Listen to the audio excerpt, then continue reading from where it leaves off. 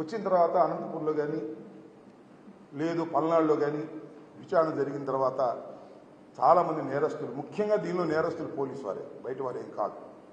డబ్బులు ఇస్తే తీసుకున్న వాళ్ళు, సమయానికి డ్యూటీ చేయని వారు, అలసత్వం వహించేవారు, నువ్వు చేసుకోరా బాబు అనేవాడు, వాళ్ళందరి మీద యాక్షన్ తీసుకోవాల్సిన అవసరం ఉంది. నేను సిట్ వారికి కూడా చెప్పాను, ఎవరైతే క్యాండిడేట్స్ దగ్గర డబ్బులు తీసుకున్నారో, మెతగ్గా ఉండాలని ప్రవర్తించారో వారందరి మీద యాక్షన్ తీసుకోవాల్సినటువంటి అవసరం ఉన్నది. అదేవిధంగా సత్తెనపల్లిలో ఉన్నటువంటి రాంబాబు అనే సిఐ మీద కూడా నేను ఎన్నికల కమిషనర్కి రిటర్న్గా ఇచ్చాను, ఎస్పీకి రిటర్న్గా ఇచ్చాను, ఐజీకి రిటర్న్గా ఇచ్చాను, సిట్ వారికి కూడా రిటర్న్గా ఇచ్చాను. దాని మీద కూడా విచారణ జరిపి యాక్షన్ తీసుకోవాలి. కొంతమంది పోలీస్ అధికారుల మీద మేము మనవి చేస్తున్నాం. ఇంత అరాచకం జరిగిన తర్వాత, ఇంత law and order problem create అయిన తర్వాత, ఇంత దౌర్జన్యాలు జరిగిన తర్వాత, ఇంత వైఫల్యం జరిగిన తర్వాత పోలీసు వారి మీద యాక్షన్ తీసుకోకపోతే ఖచ్చితంగా ఇంక సమాజం ఉండదని కూడా మనం చేస్తున్నాం. ఒక తప్పు చేసిన వారి మీద శిక్ష జరగాలి. జరిగినప్పుడు సమాజం బాగుపడుతుంది.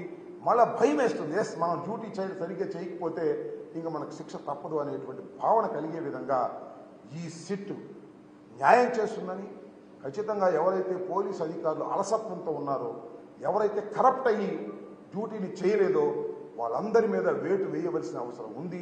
ఇప్పటికే కొంతమంది సస్పెండ్ చేశారు, అవసరమైతే రిమూవ్ చేయాల్సినటువంటి అవసరం కూడా ఉంటుంది. ఎన్నికల సమయంలో పోలీసు వ్యవస్థ ఫెయిల్యూర్ అయితే ఎంత దారుణాలు జరుగుతాయి, ఫలితాలు తారుమారవుతాయి, ప్రజల యొక్క అభిప్రాయాన్ని వ్యక్తం చేయలేని పరిస్థితి వస్తుంది. కాబట్టి పోలీసు అధికారులు దీని మీద యాక్షన్ తీసుకుంటారని, రాజ్యాంగం వారికి కల్పించినటువంటి హక్కును సద్వినియోగం చేసుకుంటారనేటువంటి విశ్వాసంతో నేను ఉన్నాను. అదే విషయాన్ని వారికి కూడా చెప్పడం జరిగిందని కూడా ఈ సందర్భంగానే మనం ఎవరైనా అటువారైనా ఇటువారైనా, మా వాళ్ళు కూడా కొన్ని చోట్ల అగ్రెసివ్గా ఉంటే ఉండవచ్చు, నేను కాదు నాను. That is also failure of the police. ఒక చోట బ్రేక్ చేసినట్టయితే ఆటోమేటిక్గా వాళ్ళు కూడా బ్రేక్ అయిపోతారు. అలసత్వంగా వ్యవహరించినటువంటి వారి మీద తప్పనిసరిగా యాక్షన్ తీసుకోవాలని మీ ద్వారా అధికారులను కోరుతున్నాను. చట్టం కూడా తన పని తాను చేసుకుంటుందని భావిస్తున్నాను.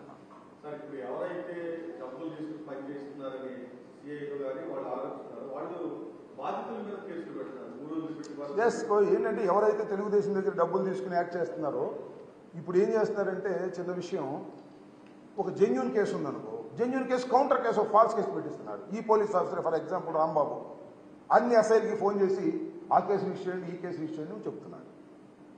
ఇప్పుడు నేను అడుగుతా ఉన్నా, ఎలక్షన్ రోజు జరిగినటువంటి ఒక దౌర్జన్యం మీద ఫర్ ఎగ్జాంపుల్ నేను ఒక కంప్లైంట్ ఇచ్చాను, అది రిజిస్టర్ చేశాను. నన్ను ఇబ్బంది పెట్టాలని ఇవాళ కంప్లైంట్ తీసుకొస్తున్నారు. కంప్లైంట్ తీసుకొస్తే అర్థం అయిపోతుంది కదా, పోలీసు వారికి అర్థం కదా. మొన్న ఇచ్చినటువంటి కంప్లైంట్ మీద ఇవాళ మళ్ళీ కంప్లైంట్ ఇస్తున్నారంటే ఫాల్సా, అది జెన్యూన్ అనడానికి ఏదైనా గాయమైనా ఉండాలి, ఏదైనా ప్రాపర్టీ నష్టపోయినా ఉండాలి. ఆ రెండు కనపడుకోకుండా కేసు రిజిస్టర్ చేస్తే కేసు అండ్ కౌంటర్ ఉంటే ఏదో చేయొచ్చు అనేటువంటి భావనతో ఉన్నారు. నాకు అదే విషయం, నాకు నారాయణపాడు విషయంలో నారాయణపాడు నుంచి ఫోన్ చేశాడు. ఏమండి వాళ్ళు కేసు ఇస్తున్నారండి అంటే, వాళ్ళకి ఫోన్ చేశాడు, ఏమయ్యా మేము చేయింది కేసు ఎందుకు ఇస్తానని అడిగాను లోకల్ వాడు. మీరు ఇచ్చారుగా, అందుకని మేము కూడా ఒకటి ఇస్తున్నాం కేసు, సిఐ రాంబాబుని చెప్పి రాంబాబు రిజిస్టర్ చేస్తా అన్నాడు లోకల్గా. ఇలా ఫాల్స్ కేసెస్ రిజిస్టర్ చేసి, ఒక జెన్యూన్ కేసు మీద ఫాల్స్ కేసు రిజిస్టర్ చేసి బెదిరించేటటువంటి కార్యక్రమం చేస్తున్నారు. ఇది చాలా అన్యాయం. అటు పెట్టామని కేసు, మేము చాలా ధర్మంగా ఉన్నామని చెప్తున్నారు పోలీసు. ధర్మం ఎటుందో అటు ఉండాలి తప్ప అటు ఇటు కేసులు పెట్టి మేము రెండు వైపులా సమానంగా ఉన్నామనుకోవడం కరెక్ట్ కాదు. బాధితుడు ఇచ్చినటువంటి రిపోర్టుని మీరు రిజిస్టర్ చేయండి. బాధితుడు కాకుండా ఫాల్స్గా ఇచ్చినటువంటి కేసుని రిజిస్టర్ చేస్తే అది ఫాల్స్ కేసు, అది కరెక్ట్ కేసు సుపీరియర్ ఆఫీసర్ చాలా ఈజీగా కనిపెట్టగలడు. వాళ్ళకి ఆ విచక్షణ జ్ఞానం ఉంటుంది పోలీసు వారికి.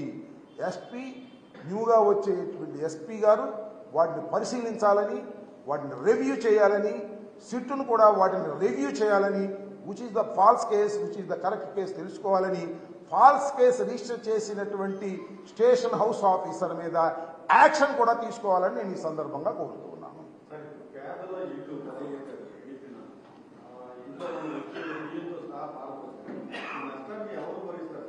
We will see later. నేను చూద్దాం. ఇప్పుడు ఫర్ ఎగ్జాంపుల్ తొండపి ఉంది, తొండపిలో అంతా ముస్లిమ్స్ పాపం. ఏ రోజుకి ఆ రోజు రెక్కాడితే కానీ డొక్కాడినటువంటి ప్రజానీకం వారి మొత్తాన్ని, వారి వాస్తవాన్ని ధ్వంసం చేశారు, ఇళ్లు పాల్గొట్టారు, ట్రాక్టర్లు కాల్చారు, స్కూటర్లు, బళ్ళు, 2 వీలర్స్ మొత్తం కాల్చారు, ఇంట్లో వస్తువులన్నీ కాల్చారు. వారికి ఏదో ఒక ఆర్థిక సహాయం ప్రభుత్వం వైపు నుంచో పార్టీ వైపు నుంచో చేయాల్సిన అవసరం ఉంది. దాని మీద కూడా ఆలోచన చేస్తాం. తప్పనిసరిగా నేను మనవి చేస్తున్నా, చెప్పడం కొద్దిగా అతిశక్తి ఉంటుందేమో కానీ జగన్మోహన్ రెడ్డి గారు మనం చెప్పాడు కదా, ఏమీ తేడా ఉండదు. 4వ తారీఖు పోలింగ్ అయిన తర్వాత 9వ తారీఖు జగన్మోహన్ రెడ్డి గారు విశాఖపట్నంలో ముఖ్యమంత్రిగా ప్రమాణ స్వీకారం చేయబోతున్నాడు. మళ్ళా వచ్చేది జగన్మోహన్ రెడ్డి గారే. ఎన్ని కుట్రలు ఎన్ని కుతంత్రాలు చేసినా జగన్మోహన్ రెడ్డి గారే మళ్ళా ఈ రాష్ట్రానికి ముఖ్యమంత్రి అవుతారు. ఒకటి చెప్తున్నా, పొద్దున్నే ఉదయాన్నే బయలుదేరి వచ్చారు, తండోపతండాలుగా జనం వచ్చారు, మహిళలు వచ్చారు, వృద్ధులు వచ్చారు, వర్కింగ్ క్లాస్ అంతా కూడా వచ్చారు. దేనికోసం వచ్చారప్పా? చంద్రబాబు నాయుడు గారు గొప్పతనం నుంచి వచ్చారా? చంద్రబాబు నాయుడు గారు అద్భుతమైన పరిపాలన నుంచి వచ్చారా? అబ్బో చంద్రబాబు నాయుడు దేవుడు ఓటేద్దామని వచ్చారా? No no. జగన్మోహన్ రెడ్డి నా బిడ్డ, అమ్మ వడిచాడని వచ్చారు. జగన్మోహన్ రెడ్డి నా బిడ్డ, వృద్ధాప్య పెన్షన్ ఇచ్చాడు అని వచ్చారు. డ్వాక్రా మహిళ రుణమాఫీ ఇచ్చారని వచ్చారు. రైతు భరోసా నుంచి వచ్చారు. నా బిడ్డను మళ్ళా గెలిపించుకోవాలనేటువంటి కుతూహలంతో లక్షలాది మంది కోట్లాది మంది ఓటర్లు ఉదయంనే బారు తీరారంటే అది ప్రభుత్వ అనుకూలత తప్ప ప్రభుత్వ వ్యతిరేకత కాదు. Note it. 4వ తారీఖున మళ్ళా చూస్తారు మీరు. జగన్మోహన్ రెడ్డి గారు అద్భుతమైనటువంటి మెజార్టీతో గెలవబోతున్నాడు. పాజిటివ్ ఓటు చాలా అద్భుతమైనది. చాలా మంది అంటున్నారు, ఏమండి పోయినసారి కన్నా పోలింగ్ బాగా పెరిగిందా, ప్రభుత్వ వ్యతిరేకత ఉంటుందని ఆశపడుతున్నారు వాళ్ళు. నేను మనవి చేస్తున్నా, 2014లో తెలంగాణలో కేసీఆర్ వచ్చాడు. 2018లో జరిగింది మనకన్నా ముందు, 1 సంవత్సరం ముందు, 6 నెలల ముందు. 2014లో ఉన్న ఓట్ల శాతం కన్నా 2018లో ఓట్ల శాతం పెరిగింది. మళ్ళా కేసీఆర్ వచ్చాడు. ఇక్కడ కూడా ఓట్ల శాతం పెరిగింది. మళ్ళా జగన్మోహన్ రెడ్డి అధికారంలోకి వస్తాడు. దానిలో ఏ విధమైన సందేహము లేదు. ప్రజలు ఉదయాన్నే లేచి వచ్చి జగన్మోహన్ రెడ్డి గారి గుర్తు ఫ్యాన్కు వేసి తృప్తిగా ఇంటికి వెళ్లాలనేటువంటి ఉద్దేశంతో వచ్చి గంటల తరబడి సైతం లైన్లో నిలబడ్డారనే విషయాన్ని దయచేసి మర్చిపోవద్దని మనవి చేస్తున్నా. జగన్మోహన్ రెడ్డి గారే మళ్ళా ముఖ్యమంత్రిగా కాబోతున్నారు. 9వ తారీఖున ఇంతకుముందు బొత్స సత్యనారాయణ గారు ప్రకటించినట్టుగానే విశాఖపట్నంలో ప్రమాణ స్వీకారం చేయబోతున్నారు. సార్, ఇక్కడ జరిగిన గొడవల వల్ల కానీ పోలీసులు వైఫల్యం చెందని ఆరోపిస్తున్నారు కాబట్టి మీ విద్యావకాశాల మీద ఉన్న ప్రభావం ఏ విధమైన ప్రభావం ఉండదు. నేను నా విద్యావకాశాల మీద కానీ లేదా వైఎస్ఆర్ కాంగ్రెస్ పార్టీ విజయావకాశాల మీద కానీ ఏ విధమైన ప్రభావం చూపలేదు.